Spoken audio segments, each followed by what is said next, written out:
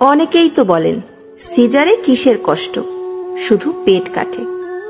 এমনটাই শোনা যায় কিছু লোকের মুখে।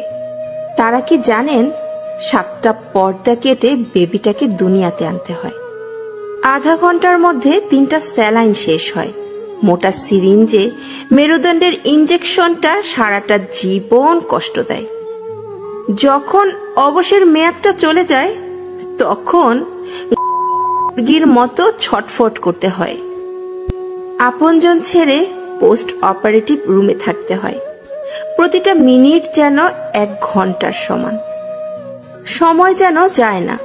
প্রিয় মানুষদের মুখ দেখার জন্য অস্থিরতা। ঘন্টার পর ঘন্টা কাটা জায়গায় কি যে কষ্ট বলার মতো না।